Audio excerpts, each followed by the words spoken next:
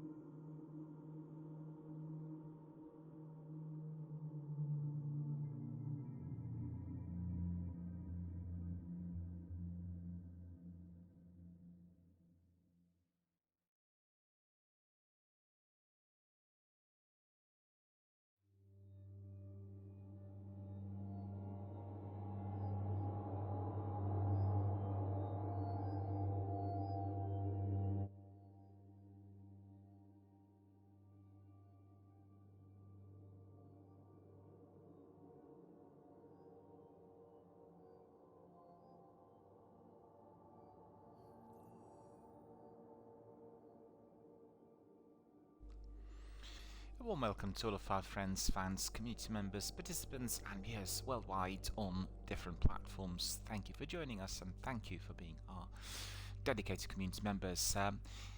Very misty, dark, cloudy type of day today here in London suburbs yet again, and I talked quite a bit with my community members yesterday about the strange weather conditions that indeed we are having in our local area. Last week we were reaching below zero temperatures at night, and presently we've gone up to 17 or 18 at the same part of day, so really weird. And coming back yesterday from my dinner seemed like really walking through some sort of early summertime evenings. And what can I say? Greenhouse effect, global warming. We all need to be a bit more careful with what we do every single day. We need to protect our nature, we need to protect our resources, the ones which are necessary for human existence here on the planet. And I think here through online streams we are trying to make, by doing ethical gaming broadcasts, our world a better place. And we are doing that every single day and trying to do that with our community members. And I think we are succeeding, because certainly I was really truly delighted and humbled to have received the reward of a COVID warrior. I need to explain to you what COVID warrior is. Some of our friends from the US and also a number of those residing on the continent were very happy with the streams during the lockdown, and they felt that by participating here with our online activities, particularly with Destiny and then later with Warzone, which indeed had almost overtaken Destiny here on the channel, they've been given really a wonderful space and time to connect with everyone and beat this dreadful coronavirus and beat the consequences, the collateral of the lockdown, which meant, particularly for us in Britain, for almost a year being completely locked up indoors, not being able to go out. And you know from my broadcast, I've been going out very late at night, and certainly during the first 4 months I've only gone out after 11 o'clock at night, where really we were having a very strict curfew and you would not see a living soul in sight, only the police and the emergency services. And I walked through our local nature reserve between 11 and 1 o'clock in the morning just to make sure I was getting some fresh air. I stretched my legs, had a bit of exercise, but honestly, for all those months I was just not seeing any daylight, and there was a repeat of that again recently for almost 6 months. From mid-October to early April I was not going out at all during the day, so it meant I really lacked vitamin D and lacked sunshine, and all of that's been very difficult, because I'm very outdoorsy and I spend a lot of time, my time is divided sort of half and half through activities that are based indoors, office type of work, and then, or consultancy-based work, I should say, in my consulting room, or indeed outside, so that I can always compensate for the times when I'm seated through a lot of physical activity, a lot of lengthy walking, stretches, exercises, swimming, you name it, mountain trekking, and any other types of leisurely sports, which I do every single day. And that's been really seriously affected, and honestly, due to the lockdown, I was not able to go swimming, and the local swimming pool already, and still is closed. In fact, it's not been operating at all for the last 14-15 months, and that really affected me badly, because I go swimming 5 times a week, and that had to be substituted, or actually compensated by a lot of standing exercises, stretches, and many lengthy walks. So, the fact is, I walk every day, almost 10 mile, and that is a considerable increase of what I usually would do. I mean, we are talking about a straightforward walking of 10 mile, 5 mile to the neighboring town and then all the way back. So it is takes about 2 hours roughly, maybe a bit more, of walking, and that is providing me with that degree of exercise. But also I think I want to remark on the way I play games, because I've had some questions from our community members in France and Belgium about standing desks, and these are the questions coming from some of our friends, also Twitch streamers, and I thank them for the messages and for the questions and concerns. It was Hans from Switzerland, and there was Jean-Jacques from Lyon in France, and there was Monique from Brussels. Well, thank you for the questions. They really wanted to know whether I'm finding my gaming setup to be of great advantage in terms of my health benefits and physical fitness. And I always keep saying that I do not really play games seated. And a lot of people say, well, how can you do that? Because if you're doing it on a PC, you got to be seated in order to be using mouse and keyboard. Well, you can be getting your standing desks, and they're not particularly expensive.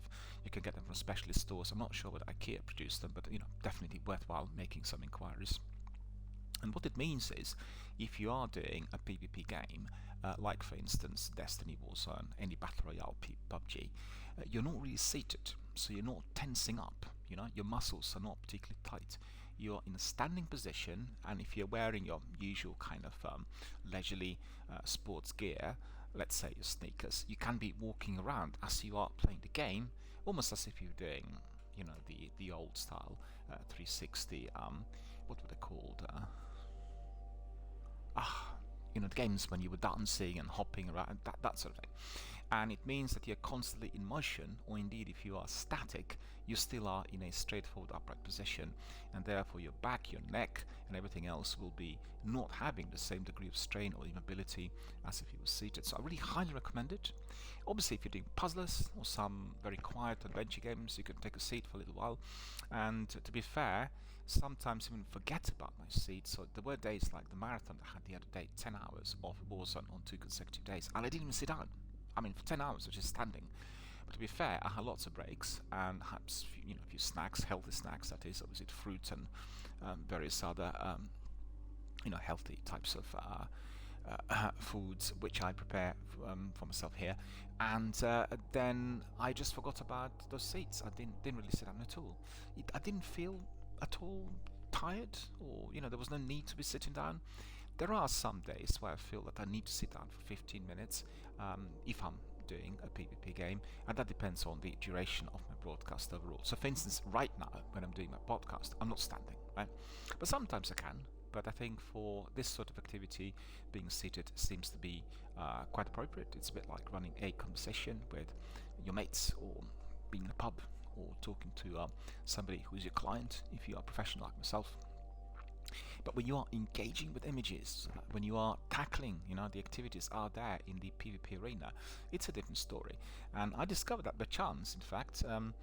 It's quite a while back, it's probably about 15 years ago, where I had my home setup in, at another location, and I realized that if I was to be standing and doing games like Dragon Age and Mass Effect, I would be feeling a lot better physically afterwards. I never really did the games on such long stretches compared to what I do today. There was no Twitch, there was no need to be streaming, and obviously if you're doing it offline, i.e. you're doing it just for yourself, you can take it leisurely and don't have to pay attention to all the participants and everyone else who keeps coming in.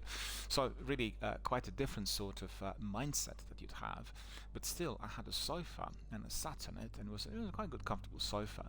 But as I played Dragon Age, I remember, or Gears of War, I could feel my lower back kicking in, and I was not very happy about it. So I said, well, I'm just going to get rid of the sofa do this game standing, and I also had a setup with my projector, which meant I didn't have to be very close to the screen, and very big picture. It's like as big as your wall. Try to think about it. It's like a cinema.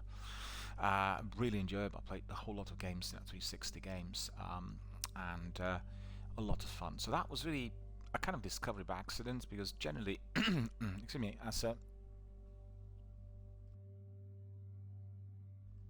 I apologize for that. As a city professional, I spent many years in my offices seeing clients when I was seated, and my clients were either lying down or obviously in the seats. And I had a very good orthopedic chair, but still it didn't seem to do the job. If you're seated 8, 9, 10 hours a day, obviously I get up, I walk around in between sessions, but still you could feel that pressure. And the first thing that happened, this was like in my late 20s, I think, I had horrendous neck pains, like horrendous neck pains. I couldn't work out why. So I've gone to specialists and done all the tests and examinations, and we worked out that my neck does have some degree of degeneration. So there are like 2 vertebrae that are degenerative, already discovered in my late 20s. So I was very worried. So what on earth is going on? Is it going to be getting much worse? And then a specialist, who was a highly trained specialist, like a top-notch doctor, he said to me, the most important thing is we all get degenerative discs. It's normal. Some people get them early in life and others at an advanced stage. But what it means is that the discs are being seated, in your back in a way which is perhaps stimulating an incorrect position in relation to all the other ones, to all the other vertebrae. So what happens is you need to be always paying attention to your posture, and most importantly, the way you are when you're seated, and the way you are as when you're in a sleeping position. So those are 2 key issues. And he sort of suggested I would get a special kind of chair if I'm spending a lot of time every day seated, and then orthopedic mattress, orthopedic pillow, and everything else. And I've done that, and the difference was absolutely tremendous. I could not imagine, ever since, we're talking about many years, more than 2 decades, sleeping without that proper orthopedic pillow, and indeed sleeping on a proper top-notch orthopedic mattress. It makes an incredible difference, because your back and all the vertebrae are perfectly aligned. There's no pressure, there's no strain on your neck, and you feel great. But if you're seated and you're playing games, you tense up unconsciously. You're not really, you don't really know what's going on as you are entering Battle Royale games. It doesn't have to be Battle Royale, it could be any other. It could be Resident Evil Village, or, Sniper Elite 3. Throw in The Last of Us 2, the games that are providing with a lot of suspense, horror strokes survival games, and you will tense up as you're entering that sort of activity in the same way as you would if you, when you watch a film in cinema, if you're experiencing something which is perhaps nerve-wracking out there, if you're on a bus.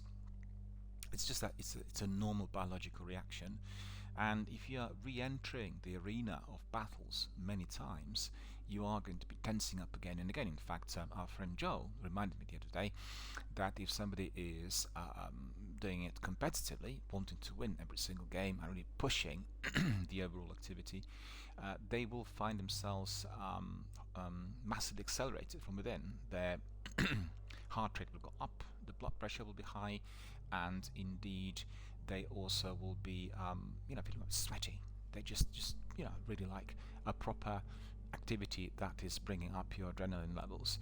And I never get that, really, because I'm really chilled. I don't really play games competitively.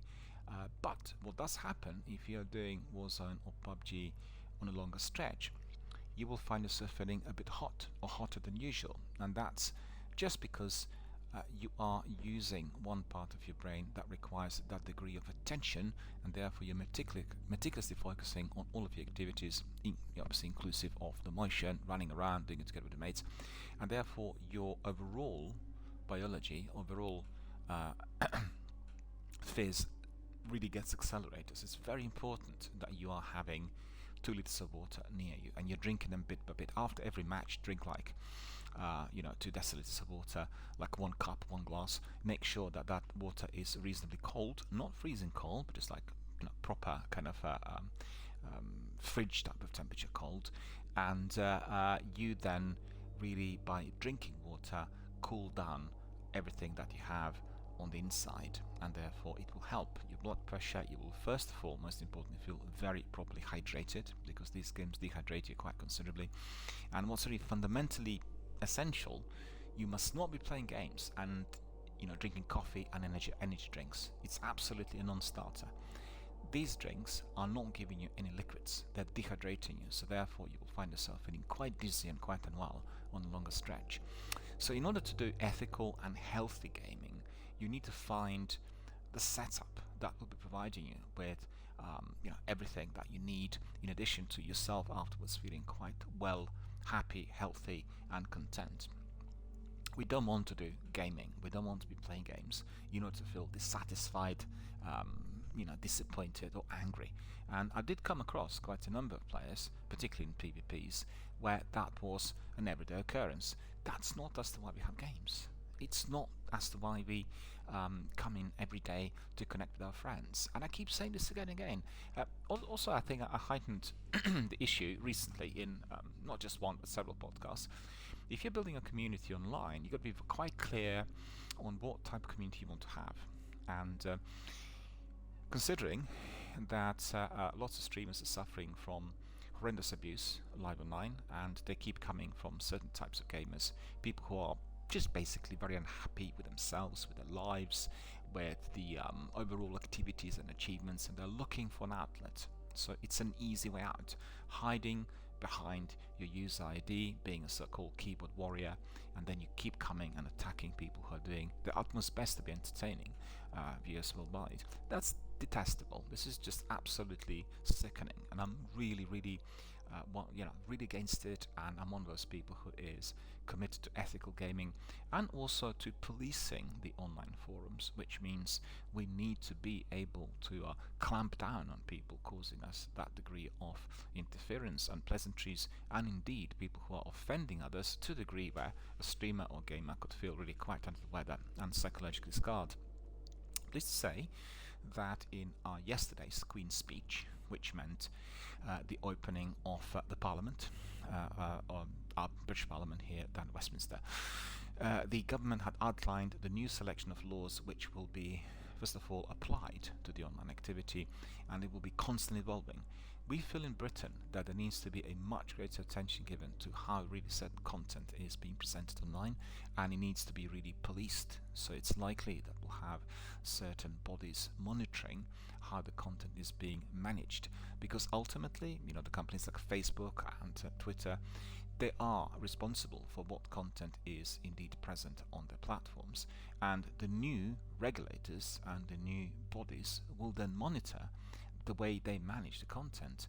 Don't forget, it isn't just about bullying, it is also about doing terrible things to others, like for instance supporting extremist views or sending messages which are bordering on incitement to mutiny and terrorism and all sorts of other things like ugly crimes.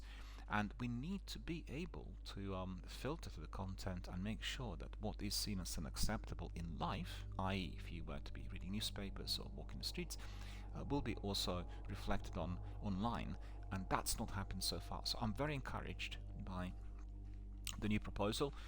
Make no mistake, it will not take place overnight. It'll take a few years before it really gets fully fledged, but this is a major step forward, because we will have the powers in Britain to penalise the private companies who run various platforms if, for instance, they are not doing the management which is required by the law. And they'll say, oh, this is just interfering with freedom of speech, it's censorship. It isn't.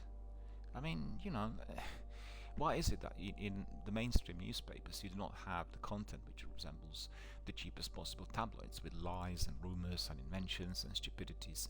Because we have certain principles that need to be upheld. If you want to be reading nonsensical comments, and if you want to be having a rather entertaining and mindless type of time when you're sitting in the toilet, well, grab one of those tablets and read them, and use them for other purposes, but to read, as you would obviously perhaps recognize that it would be rather useful to have some of these tablets out there whilst you are indeed relieving yourself. But the principles and rules, they need to be certainly present, and this is a major step forward. Coming back to the overall experience of online forums, if you are allowing, let's say you want to build a community, you need to think what community of gamers you want to have together with you. If you're running competitive games, you may want to run a competitive forum, but that will restrict you to a much smaller number of participants. People who are fiercely competitive and equally good in certain games are not really excelling in numbers, and you will have very many, but very many who are wannabes, and they say they're competitive, but actually they're using these forums to vent out a certain degree of frustration. So, if you're running that kind of forum, you've got to have moderators, and you've got to make sure that the moderators are interfering immediately if anything unpleasant is being said. Because I'll tell you one thing, I have some experience of this here. We have a very friendly, very family-like community. Everybody knows each other online. People keep coming for the biggies very frequently, and it's a very, very nurturing, very pleasant type of community-based atmosphere for everyone who is here connected to the channel. And then if you have like one or two people coming in from the outside who are trying to push speed runs and the scores and want to re-push everyone, it takes just one person to ruin the overall atmosphere, and everyone else gets really, I don't want to be here, I want to leave. And not just that they leave that particular session, if you have the same participant coming in again and again, you'll have many people departing from your community altogether, but they do not want to be there. They do not want to be hassled. So I think it's important to monitor what participants you have and also what types of content you are going to be authorizing and allowing on your channel, or indeed within your community, because you don't have to be a Twitch streamer. You can run a hub on Reddit or Facebook, and then you'll get lots of participants talking about Fallout, Destiny, PUBG, and you need to be able to monitor what content is being given to you, because nasty comments, spiteful comments, the views which are triggering off very powerful negative aggressive responses will ruin the overall experience. And it's very similar to what we have in social groups. When you go to school, college, work, you always will have somebody there who is bent on destruction. He's just part of our human community. You'll get people who are very, very angry and seduce towards anyone else who is in their environment because they feel others are doing it better than them. They failed, they've not succeeded, they've got problems at home, they're not happily married, they hate the work, they don't want to come to work every single day. All kinds of individual personalized frustrations. And obviously having these forums online is an ideal outlet because you're hiding behind your user ID, particularly if the user ID is completely anonymous, and then you feel that you can just open up with your howitzers towards anyone, and that is just not acceptable. So remember that all these things fall in line. And coming back to my earlier point, health as far as the online participation concerns various aspects. It isn't just about your posture, it's also about the type of content that you have and the conversations that you are going to be running live online with your mates. So really, quite frankly, if you are having toxic participants, people who are likely to be cracking unsavory jokes or trying to boss everyone else, then there will be problems. I think overall, we need to understand that the online activity and the overall online work is very similar to what we have in real life. I think the difference is that we are not easily visible to one another, we're not face to face, and therefore lots of people are not either fully understanding how this works or indeed taking advantage. So that itself needs to be clearly understood. I think as we carry on, the online forum's been present with us for more than 25 years now, and we are likely to be seeing a greater sense of control. There will be some degree of regulation, and therefore similar to what we have in Fallout 76 or in Elder Scrolls or in any of the bigger open world games. I played the Outer Worlds recently. The wonderful world online is representing the life that we have here in real life, right? And there are many parallels and connections. So you will do in an open world game to what you would do in real life, and that is becoming the major driving force behind some of the content. And it's incredible because you will pick up a tablet and you will use the tablet as if you were using it in real life. And so I'm just trying to say that the fantasy elements of the online world are being somewhat they're merging with the reality elements, because previously the games were just purely like graphic novels, a complete fantasy world. There were no any equations or similarities. Everything was just taken to an extreme, and sci-fi games and many sci-fi games, survival struck horror games. But now you have situations in games like The Last of Us 2 or State of Decay that mirror what we would do in real life if we were to be facing that kind of threat. And I think that needs to be kept in mind, and we need to be polishing up really the way we talk. We need to be making sure that people who are coming in are indeed aligned with our channel principles and rules, and overall we need to be as pleasant, as polite as possible in order to make the world a better place, a place to, much safer for everyone to be, and just to allow lots of interesting, funny conversations and dialogue to be floating. And I like having sessions where everyone coming in will depart feeling great, and I feel great most of the times. I have maybe a couple of sessions among several thousand, dozens of thousands, where in fact I felt, maybe with this participant I should have really set something earlier, maybe my moderator should have interfered, but that's just really very, very few compared to the volume that we have here on the channel. So going back to the point from our Belgian and French friends, if you want to be looking at the full health and the way you are as a gamer or streamer, you got to be focusing on everything. So it means the way you run your life, what you're going to be doing, and how you're going to be eating, when you're going to be waking up. Running your marathons until 5 in the morning, sleeping all day is not the way forward. Don't do it. It's a wrong way. You need to have scheduled slots. You need to be modest and moderate with your delivery, and you need to know exactly what you'll be doing and what time of day. So you need to live healthily, you need to eat healthy food, you need to exercise. Don't be like a couch potato where you're going to be just seated all day doing no exercise. Again, not a good idea. And you want to be using maybe standing desks if you are a PC gamer, which will be, you can combine them. You can do standing desk and you can do something in your chair depending on what you prefer on a particular day. You can be standing for an hour, then sit down for 10 minutes, etc.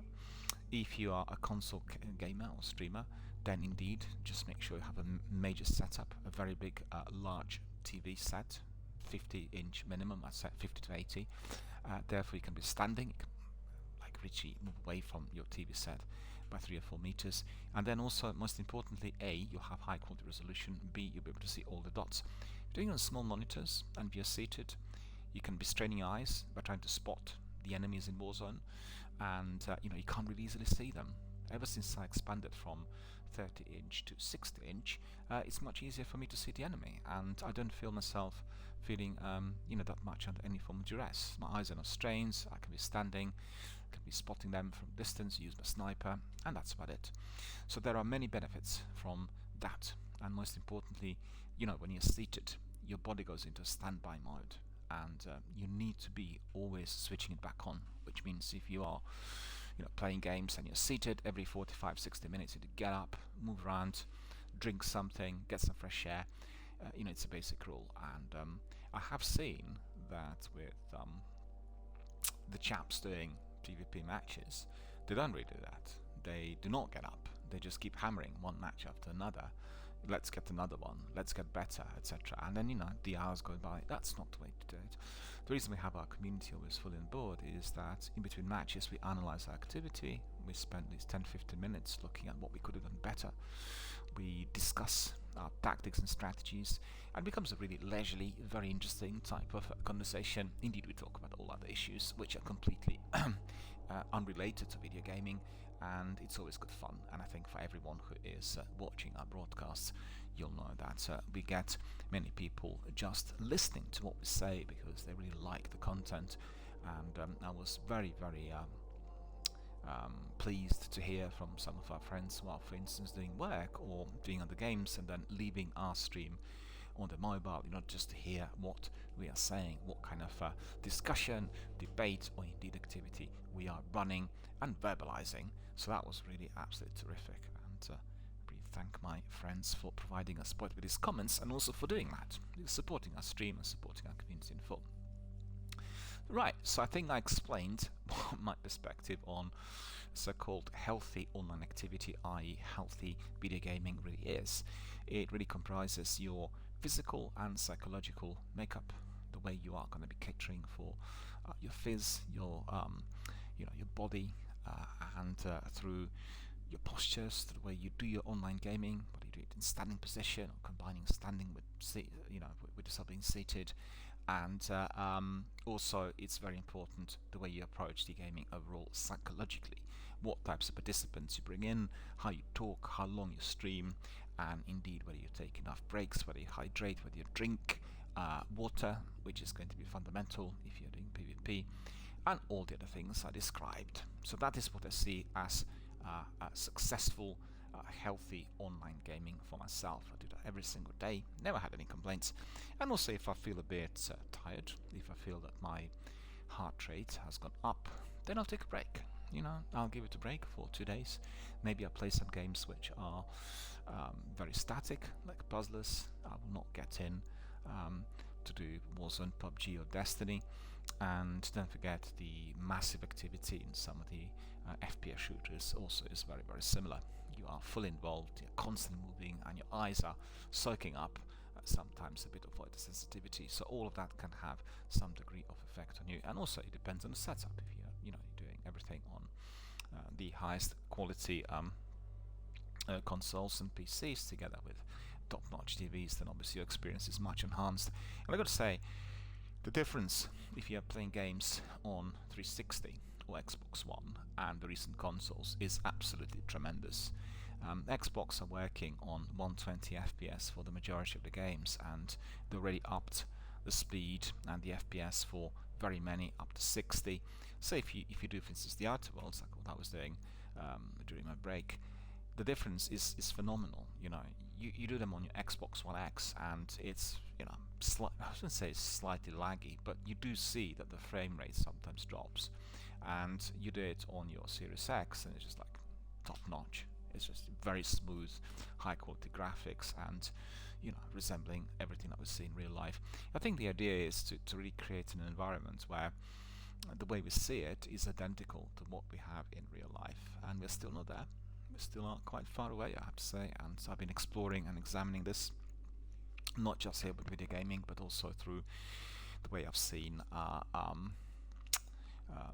the screenings in cinemas, in IMAX in particular, 2 separate projectors screening, and making sure that you're enjoying your 3D experience compared to the ordinary screens. And it's definitely been a very, very interesting experiment, and certainly I feel that we are quite far away from that target, i.e. that what we see in cinema or here through video gaming online would be exactly the same as what we see in real life. So there's still discrepancies, and maybe in due course we'll have holograms or some sort of other types of images that will not require a screen. They'll be just popping up in the air, like what we've seen in Star Wars or Hunger Games, and then the experience will be significantly different. Alright, so thank you to our friends from Monique and Hans and Jean-Jacques from what was it, Belgium, Switzerland, and indeed France. And thank you for your efforts, really. You want to be promoting ethical gaming, you want to be doing it healthily, and I really applaud you for that, because I feel I'm one of those who is always waving a flag of ethical gamers and people doing it in the way which is best possible, without actually feeling too tied up with certain online activities, or indeed under duress because I've done it for many hours, or that I'm suffering physically. None of that happens to me, in fact. And if I was to be feeling slight discomfort in my neck or my back, I would definitely find another method, another way to which I would enjoy my online activity, and also make it measured. It's not for everyone to be doing it for 5-6 hours. Some people prefer shorter streams and many breaks, and you can break up your stream like what I've been doing in the course of this year. You don't have to have like one lengthy broadcast, and Twitch will allow you to be breaking up your streams. So make a schedule visible online on Twitter or on your channel, and make sure that you are fulfilling the task of being, I guess, fully in sync with the schedule. So if you say you're streaming at 1 o'clock, don't sort of pop up at 3. If you're late, it's not a big deal. You can just switch it on and people know that you're just getting ready. So all these issues, all these facts could be definitely soaked up, and then you can be running it as a very successful, ethical and very healthy online streamer stroke video gamer. The biggest news today, my friends, is related to Destiny. We talked yesterday about the new season of Splicer. The season kicked off today, and we are very pleased and privileged to have seen some of the trailers, and I've gone in, and therefore I kicked off today a bit later than usual. I've gone in and had a look at some of the inclusions. Once you log in for the first time, you'll get a cutscene, and it's sort of not particularly lengthy, but you get to know that there are new enemies popping up. You need to be defeating the Vex, and some of the splicers will join forces with you, and then you're being brought into an activity straight away. It's the first big mission taking place on Europa. Europa is really the busiest area of Destiny 2 at present, since we bolted all the planets, and it's also the biggest map with lots of hidden corners, and definitely a very great place to be. So that is what you're getting. So let us just have a look what we've seen from switched off my stream now. So sorry about that. We want to see what Bungie said and what has been given to us. Let me just see very quickly.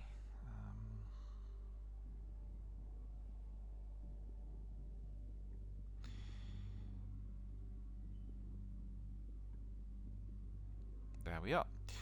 As you know, the season kicked off, and we have a wonderful display of information on Bungie.net website. The best way of finding out about it is just by heading to Bungie, and you can get the trailers and all the other information, and you can play the game straight away if you want to experience it for yourself. So let's see what the season is giving us. I mean, first of all, we heard that an endless night. The Vex have plunged the last city into an endless night, threatening the safety once found beneath the watchful presence of the Traveller.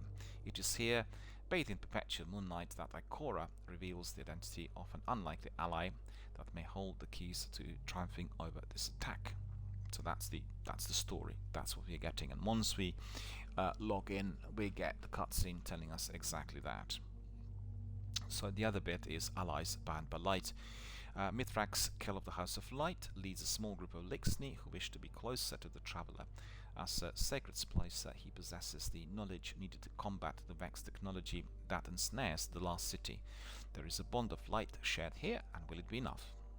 Then you also get helm upgrades, and the new chamber overlooking the loading bay has been completed.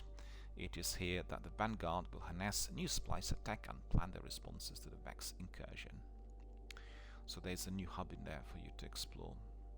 Activities: you will have Override and you have Expunge, and that's way of the Splicer. So Firearms of 6 will use Splicer tech to hack the Vex network, uncover the secrets, steal their code, and use their power against them. Use their power, they said. It's not true.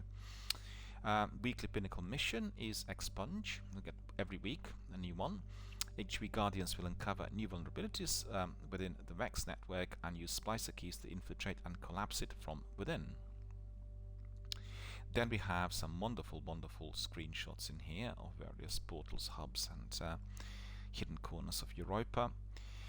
Also the biggest news, and I think that is going to be of huge benefit to everyone who's still a Destiny 1 veteran, the Vault of Glass raid has now popped up in Destiny 2. I knew said it was brought back, but actually it's been introduced to the sequel.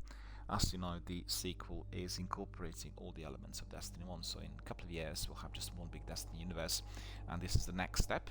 And the Time Loss raid returned, stored away deep in the Vault of Glass on Venus's Altheon Times Complex. No one knows what this Vex is, and Guardians must access the Vault, navigate the fractures in space and time, and terminate Altheon before it can become an unstoppable threat. So, you know, we know what the raid is like, and I think it will be a lot more enjoyable, a lot brighter, you know, in 4K, reworked, maybe some new enemies in there. Very, very excited to see what we are going to be able to do here, as it indeed has risen in the Destiny universe for the first time ever since we had it first in Destiny 1. Then you have another bit in here Purchase the Throne of Atheon emote bundle and receive the Throne of Atheon exotic emote along with 1100 silver, and that is you can use that to purchase seasons, cosmetics and more. So you can obviously, it's optional, you can purchase it if you want. Then lots of rewards. Bungee rewards, we can get Vault of Glass Raid jacket, we can get the Vault of Glass Raid ring and a Vault of Glass seal. So Tales of the Daring Descent into the Fabled Vault seems a little grander when everyone's wearing matching rings, jackets and sitting in front of art that immortalizes your fireteam's triumph. Well, certainly these hoodies look absolutely awesome. Wouldn't mind having one of them. Not sure how expensive they are. Let's see. Learn more, it says. Let's see. Curious to see whether there's anything else in there.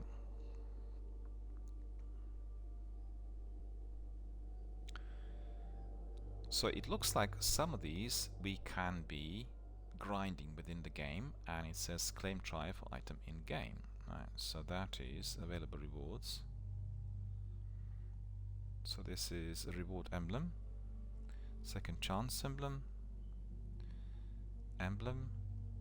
oh,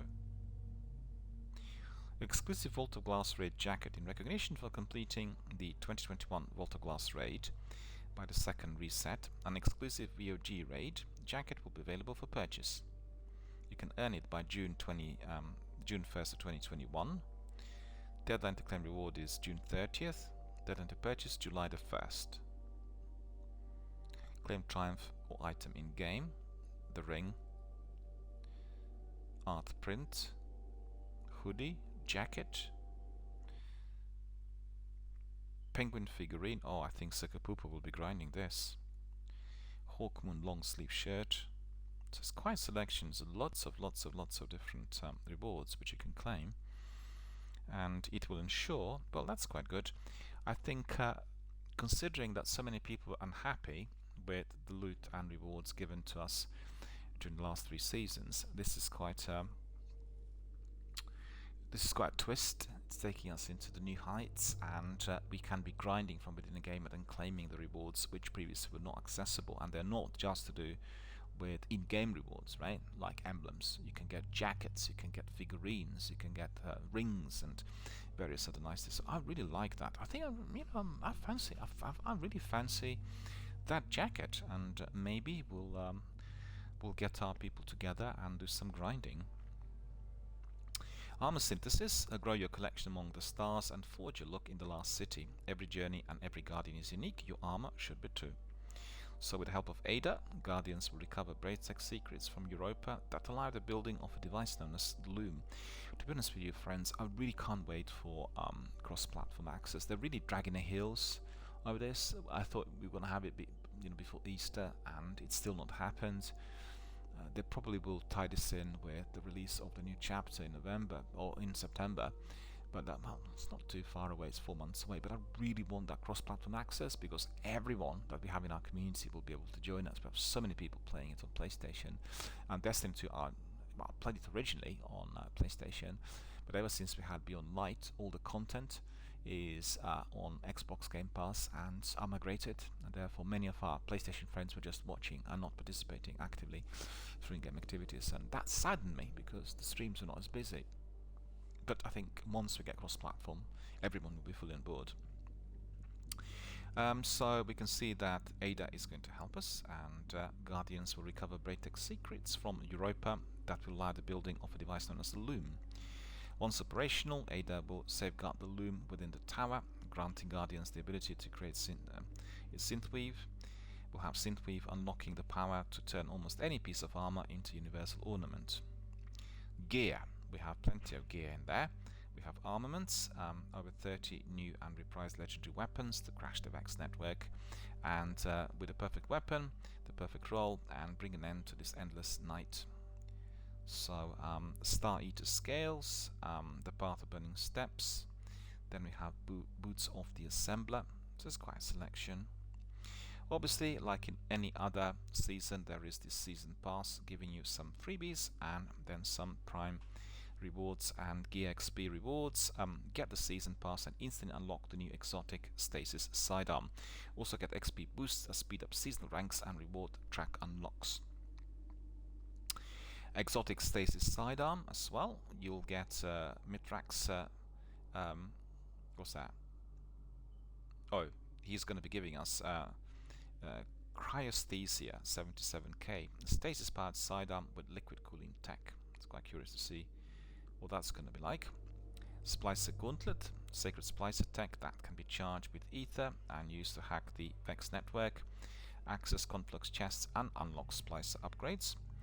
Universal Ornaments, unlock the new season of the Splicer Universal Ornaments and augment the look of any piece of armor in your collection. And there are lots of seasonal rewards in there as well, so you can obviously double check them through Bungie.net. Very, very good ones, and they really will complement our fierce gameplay really well. And just looking back at the list, so we have the whole selection of different types of acquisitions. Seasonal reward track, seasonal gear and armor, seasonal challenges, seasonal artifact and mods, event Solstice of Heroes, armor synthesis, Voltoglass raid, 6-player match-made activity override, and there'll be free trial for that as well. Weekly pinnacle mission expunge, instantly unlock exotic sidearm. So really curious to see what the response will be. Lots of people complained about weapons and acquisitions being mundane, insignificant, or not of use, and I'm quite curious to see whether with us being able to grind and get these jackets and shirts, we'll be a bit more happy. We have calendar and we have silver bundle. So silver bundle you can purchase, which is the usual. You get it from Tesseverus. Lots of nice screenshots here on Bungie's website. And if you want to learn more, you can click on support or frequently asked questions. So the other big news today that I spotted on Twitter, and obviously I published it as well, is linked to Destiny. And we've heard that well, we'll see really what Paul Tassi said about this season. Quite curious. Where is it now? Just bear with me. I'll find it very quickly. And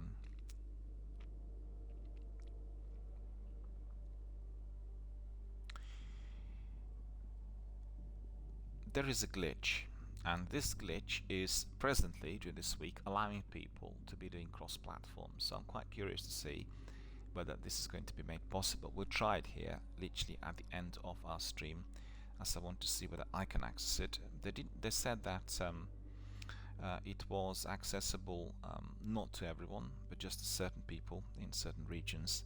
They've not specified where this was, so I'm trying to find out the correct information. So what's happened? Why is it I haven't got it now? Just bear with me. That's really strange. Oh no, I know what it is. Yeah, I know what it is. I placed it on Discord. That's what it is. There we are, and that's Destiny. There, I'll tell you. Bungie accidentally turns on Destiny 2 crossplay months early, and they said it's accessible this week, so probably turn off towards the end of the week. Some Destiny 2 players have been able to play with people on other platforms after developer Bungie inadvertently switched the feature on. Bungie previously said that crossplay would be coming in fall of 2021 for every platform that the game is available on, and that's PCs, PS4s and 5s, Xbox One, Series XS, etc., Google Stadia. Not really Android as yet. The Verge's Tom Warren spotted that the crossplay feature went live and was able to load up a game with players on both PC and Stadia. Bungie community manager Cosmo confirmed that crossplay was not supposed to have launched yet. We are seeing reports that some players are able to get a sneak peek of crossplay. He wrote in a tweet, "This isn't meant to be live yet and is not representative of the full experience. We will be implementing a fix to remove public access later this week, but in the meantime, feel free to partake." Bungie just today launched Destiny 2 latest seasonal update, which is Season of the Splicer, and that indeed was yesterday, which brings the usual array of new content and activities. It's unfortunate that crossplay appears to have been an unintended inclusion, particularly if you're a Stadia player in need of more people to join your games, but for now it sounds like you are going to be able to check it out for a little longer. Well, let's hope they just leave it. We need to, we'll try that very, very soon. We'll try it shortly, just before I end my podcast here. let me see, where is Mr. Tazzy now? We want to read his review and all he said. So that should be right at the top. There we are. Destiny 2 Season of the Splicer Day 1 review. So what is Mr. Tazzy saying? Mr. Tazzy is a writer and a reviewer for Forbes, and he's an avid Destiny veteran, a fan, a dedicated hardcore gamer. He says Destiny 2's new season of the Splicer has launched with more technical issues than usual. Some players are locked out until one interim fix requires them to delete players from the friends list in order to be let in. And he says, I have no friends and therefore had no such problems getting in after a few honeydew error hours yesterday. I'm surprised. Are you doing everything by yourself, are you? I'm ready to talk about my experience on day 1, past what I already mentioned in the video here. I'm surprised because, you know, he reviews all the Destiny all the time, and maybe it's a joke, because obviously he will need to have some people to do raids and other activities with. We'll start with what I think is the most promising thing about the season in these early hours so far: the story and storytelling. So that's a significant alteration to the previous seasons, which were just based on grinds. In here, we are all looking, we are all embracing another chapter and all that is to follow in September. We are temporarily moving on from Crow's Ark to focus on Mithrax and his cluster of refugee fallen in House of Light. This is playing out in a pretty organic fashion, with both a fallen enclave set up in the boss area of Scourge of the past and complete with dead boss nearby, while some of the other fallen are hanging out in the tower, trying to learn how to use the vending machines and such. Mithrax is becoming a compelling character in his own right, but more importantly, the Fallen are becoming a compelling race. Yes, we've known a lot about them in the past, but usually studying them as enemies, not a culture. In the Fallen camp, Mithrax's daughter, Ido, will tell you different things about Fallen culture, so we are learning a lot about the species. And between her and some other lore bits, we learn about how ether rationing is used to subjugate lower Fallen classes from reaching their full potential, how Shanks have personalities and are treated like pets, and Fallen do not actually eat human babies. Destiny is humanizing this enemy race we've been fighting for 7 years now, and it's working. Yes, there are still evil Fallen to fight, but it's hard to look at them the same way now after you've been a foot away from a bandolier of Fallen babies in camp. As for the Vex deleting the Sun storyline, pretty much all that remains shrouded in mystery at this point, but I'm told to expect big things this season on that front from those in the know. We'll deal with that as it comes. The more I play, the more I remain somewhat mixed about the new season activity. Override. It is a 6-man activity, but it feels like a sundial or menagerie, and more like the Arrivals public event, full of banking modes in PvE and killing blockers, just with more steps. The Europa map feels weirdly claustrophobic, certainly more so than Borderline Strike-like Battlegrounds, and even more than the spread-out Arrivals events. For most sections, 6 people almost feels like too many for such a small space, and things like champions and bosses barely even make an impact as they insta-burst by teams, and entire mob waves are wiped out immediately. To like the change that upgrading the seasonal gauntlet object is not hard time limited, like the Hammer of Proving was, but it's going to take a ton of runs to upgrade in full, and the currency used for that is also what you use to focus engrams.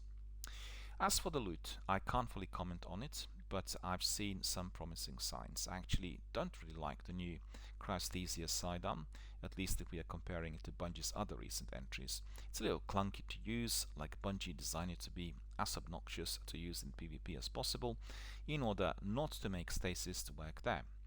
But that means it doesn't feel great in PvE either, really. So I do, however, love a new kinetic splicer sidearm, and I have some new perks on the other weapons. Feel interesting. Still trying to work out what god rolls will be for them. God rolls is, you know, all the experience perks that you get on a weapon will be for them. I got a random world drop of a residued FWC, which is Future War Cult grenade launcher with impulse amplifier and chain reaction that seems absolutely fantastic. And then we arrive at what else? Transmog. First, the good news: the actual UI design of the system is great. Full access to all the pieces right here, so you do not have to sift through collection menus. Previewing the look and even the shader you do not want to use on something. Applying shaders to all armor pieces at once. All of that is fantastic. But once you burn through the 11 free items the game gives you, the problem becomes clear. While the bounties to get materials for future transmogs are not terrible themselves, the materials to get the bounties in the first place are proving absurdly scarce. Well, here we are, back to the lengthy grinds. My best estimate is that most activities you run, you'll be lucky to maybe get 5 Synth Weaver for an entire override mission or Crucible match. 5 out of 150, meaning you will need to run something like 30 activities to buy a single bounty, which will then require 4 to 8 more activities usually. That's such a long grind, and no wonder there is a cap of 10, because that's probably all most people finish in a season. This is the main problem with the cap system. It is that they increase the grind to make that work and sell silver transmog items instead, and he said, I hate it. Yeah, I mean, basically you can be either doing in-game grinding, i.e. in-game currency, or you can purchase everything through silver, you know, you purchase everything through my brain shriveled, doesn't really work properly today for some reason, don't know why. You basically can purchase it from TES, and you can be getting silver and then buying the packs, or you can be grinding, which I think is alright. It's optional.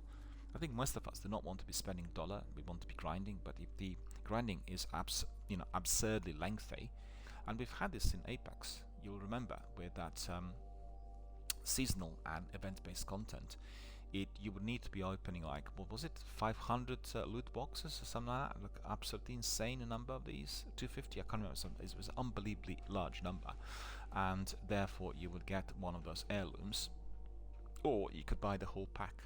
So it wasn't too expensive, but if you think about it, every single time you get an event or any major change, there will be another pack costing you like 15-20 pounds. So that altogether will mount up in no time. And I'm one of these guys who wants to be doing everything through in-game grinding, because obviously that's exactly what we are here for, to be playing a game rather than collecting all the packs. But I did see with some streamers they were investing quite a bit in top-notch kit and buying all the packs, and you know, it's obviously down to their personal preference. What else do we have? In any case, I'm enjoying the season for the most part, especially the story, which includes voice work from a massive cast, showing that Bungie is throwing more of their budget than the path, which I think is a very good thing. Oh, guess who's back?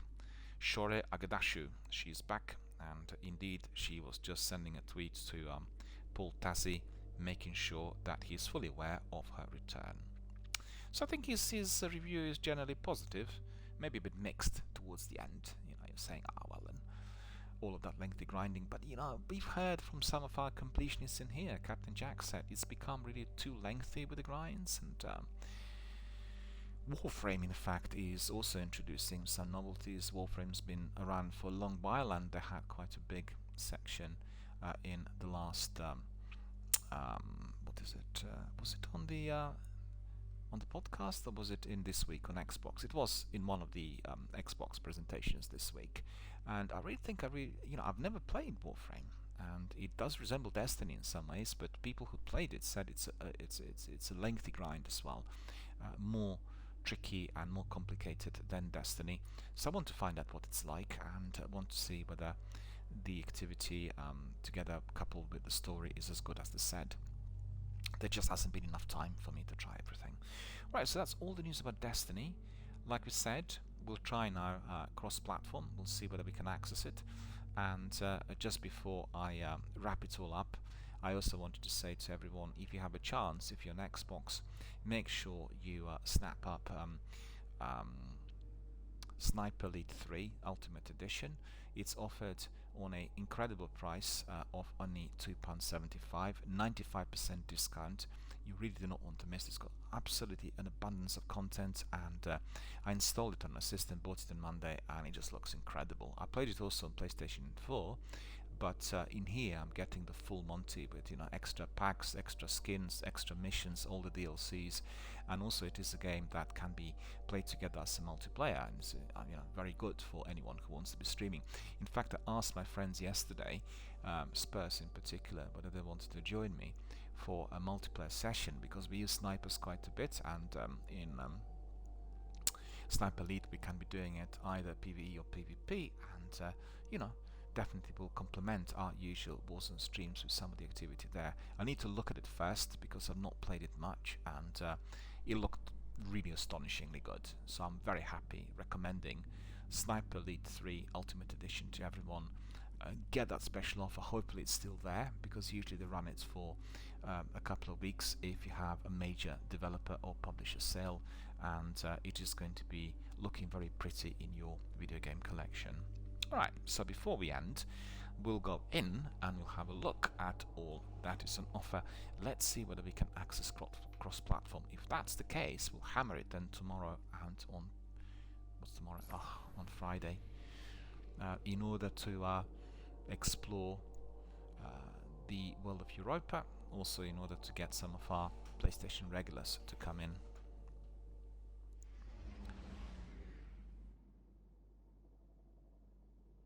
This is really odd. I've just been given an achievement and I've no idea why. So this is a glitch. I've had nothing to do with Cade. New stasis powers and exotic armor. Stasis. Evolve your stasis powers with new aspects and fragments. Visit the Exostranger, Poised Beyond Light campaign to learn more. 3 new... hang on a minute. I'm not really put my glasses on, so I can't really see properly.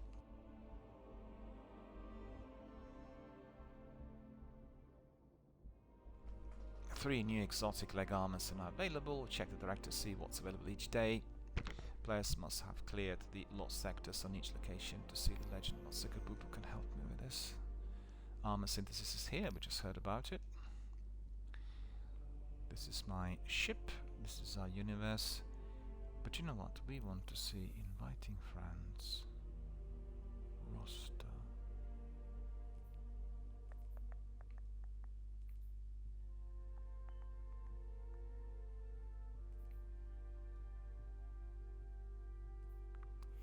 Fire team privacy. Invitations only. Yeah, that's correct.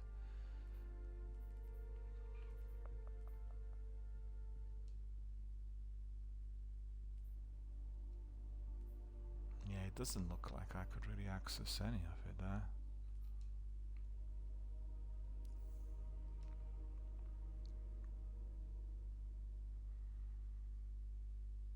So that's our seasonal spread.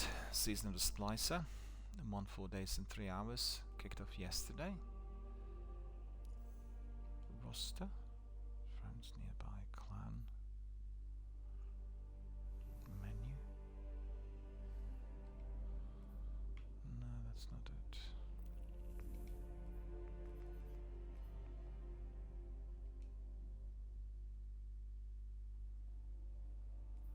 Yeah, all those chaps in here are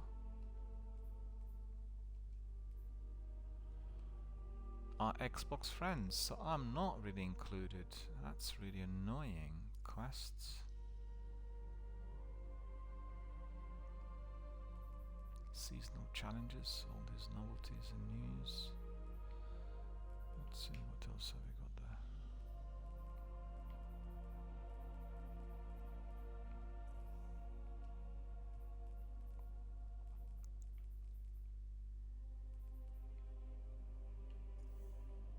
Store. You can buy everything there. Buy silver. Top it all up. You don't have to do doing all these lengthy grinds. You don't want to, which has not been very popular. So what's this?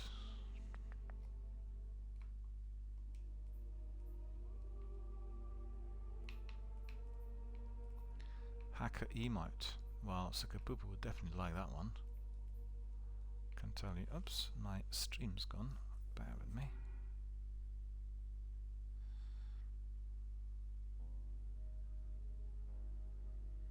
Do apologize, but so plenty of quests there for me to do. Beyond Light, and then we have seasonal, which will acquire as we carry on. Playlists, defeat bosses, etc. Exotics. I'm getting confused because there's lots of seasonal content I've not completed really in Destiny 2. Wonder whether I can dig it up at a later stage, because they erected portals where some of the activities could be replayed, and I think that's really definitely a very good idea.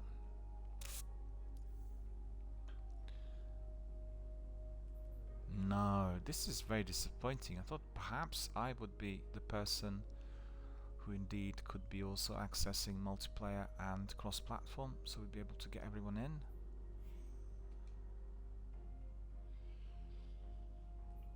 View gamer card.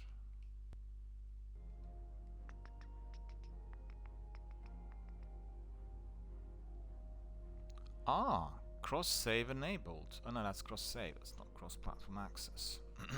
Right. Oh well. So open director. Just go quickly to tower and have a look at our chums there. See whether there is any activity worthy of note.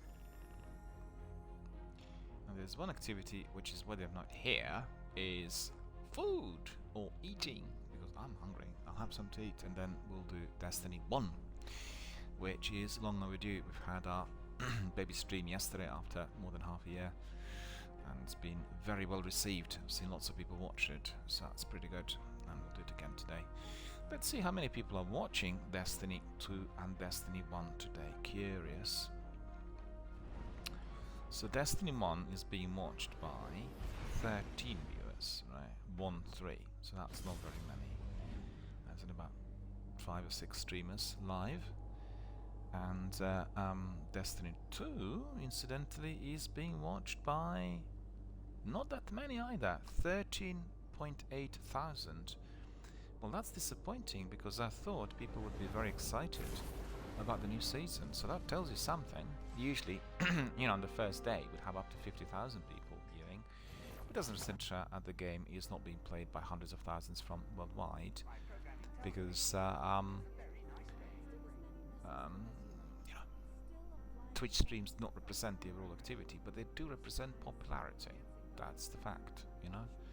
So I can only assume that lots of people are playing the game at the moment, enjoying the new season, and not really either doing the streams or viewing the works of others. Alright, let's have a look.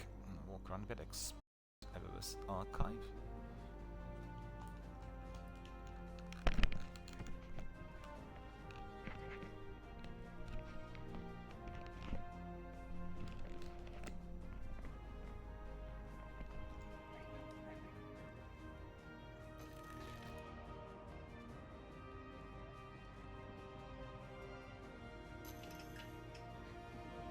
Eververse archive has expanded. Head to the store and that. Okay.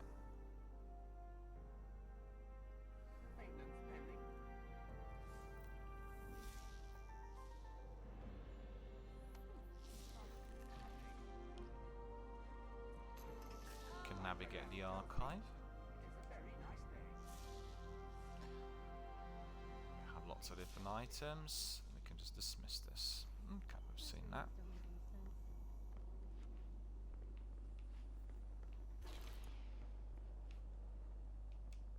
Busy, is it?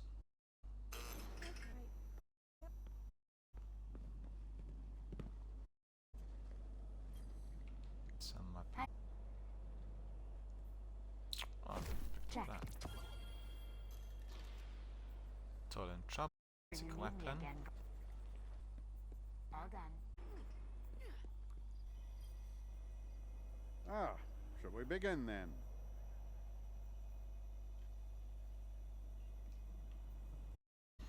Oh, I don't have shards to collect it. Okay. Alright, you don't look too banged up. A quest in there from Banshee. A Sacred Fusion. Okay, we're not going to pick it up. Armor Synthesis. We're not going to pick this up either. Let's leave everything. We just want to very quickly have a glimpse of what's offered to us this season. Monument to Lost Light.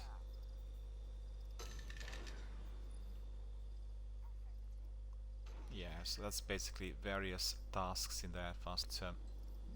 The weapons that were offered in year 1, year 2, year 3 and year 4. Legacy gear again is the same sort of thing. Did you miss that run in the Crucible?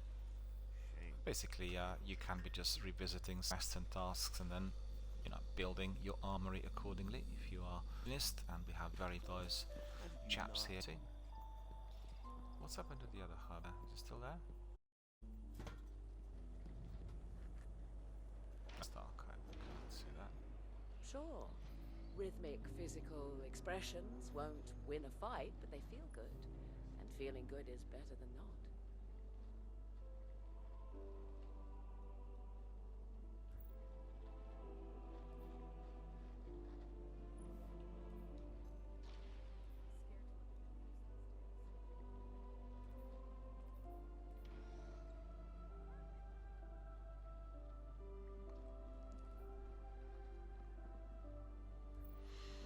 Okay, so we get some of these to replay as well. Seasonal and Ritual.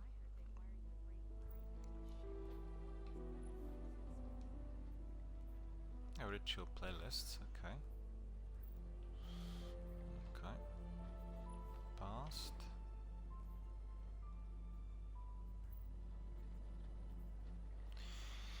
Just want to really advise all of our friends that this sort of activity is always best done in a squad. You need to have a 3-piece to do, so I'll try to bring in our friends Sakapupu and Spurs, and we'll do some of these on PlayStation. We'll do that together. Right away. Step on up. Look. Okay, what was there that we needed?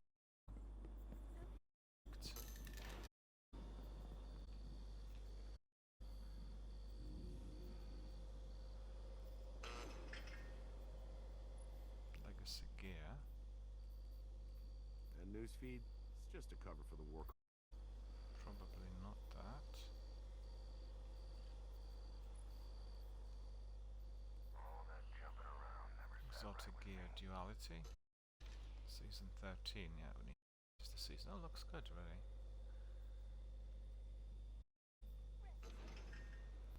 Combat bow. Blind. Looks really deadly. Exotic gear.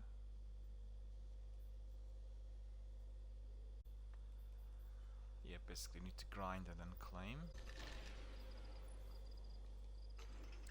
Well, that's quite good because you don't really miss on the weapons. If, for instance, you weren't doing a lot during the season, that gives you insight to some of the loot, and quite like that. For whatever reason. Oh, Vault Terminal. Okay, what have we got there?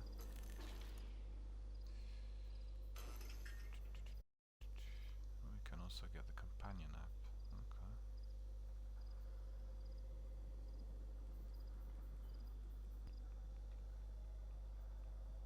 Oh, it's filling up. I need to do some app. Alright, friends, I think that.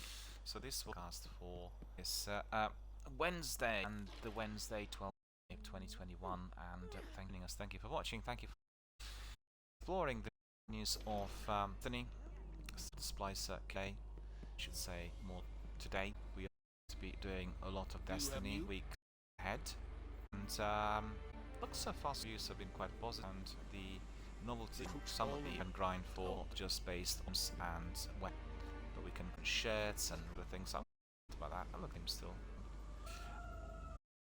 I really look forward. Can't wait for that crossplay because I don't have all the Xbox on, and community is primarily based on it. So once access everyone to join, I can't really wait for it. This week, as I said, platform did pop up so people can retry it, and I need to work out how behind it, but I'll set up in here. For watching my podcast and my great shorts of Lucky Rick will progress as usual. Thank you for watching. Thank you for being. I hope you enjoyed the news. We are going to be joining Guardians here in season of the Splice set, and I shall see you all